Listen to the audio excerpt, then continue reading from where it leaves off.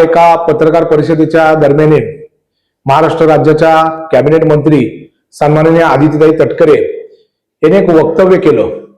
ही जी महानगरपालिकेची निवडणूक चालू आहे त्यामध्ये मतदारांना आमिष दाखवण्याचं काम केलंय। त्याच्यामध्ये असं त्यांनी वक्तव्य केलंय की येणाऱ्या काळामध्ये करामध्ये 50% सवलत आम्ही देऊ म्हणून। तर खरंच अशी सवलत देता येते का? ह्या ज्या स्थानिक स्वराज्य संस्थेच्या निवडणुका चालू आहेत, ही नगरपालिका कराच्या माध्यमातून भविष्यातलं वाटचाल करत असते आणि डायरेक्ट 50% कर सवलत ही नगरपालिका ऍक्ट मध्ये तशी तरतूद आहे का? म्हणजे उद्या सन्माननीय मुख्यमंत्र्यांनी जरी यामध्ये घोषणा केली तरी तसं करता येतं का, ह्याचं गांभीर्याने त्यांनी पहिला विचार केला पाहिजे।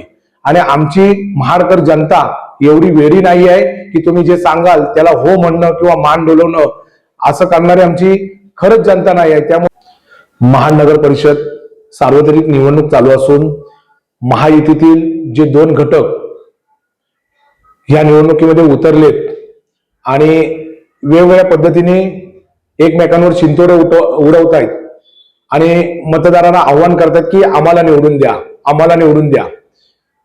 त्यानंतर त्यांचे दोन्ही महायुतीतले नेते आज रोज इथे येत आहेत, सभा घेत आहेत आणि त्या सभेच्या अनुषंगाने वेगवेगळे आमिष या महाडकरांना दाखवत आहेत।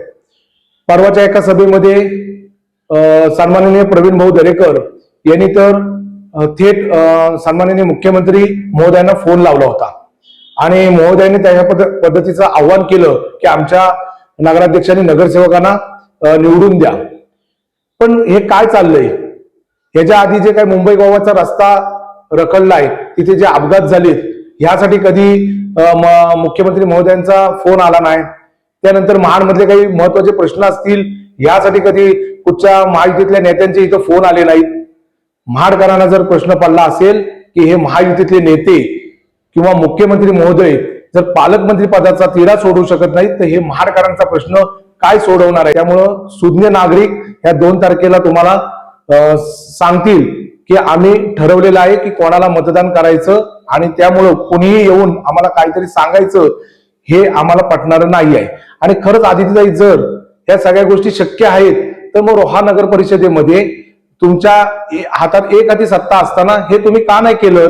मग आता हिथं का करण्याची गरज भासते? आणि ज्यांच्यासाठी तुम्ही आलात त्यांनी 20 वर्षात का नाही करून दाखवलं? हा खरा प्रश्न मी महाडकरांच्या वतीने तुम्हाला विचारतो।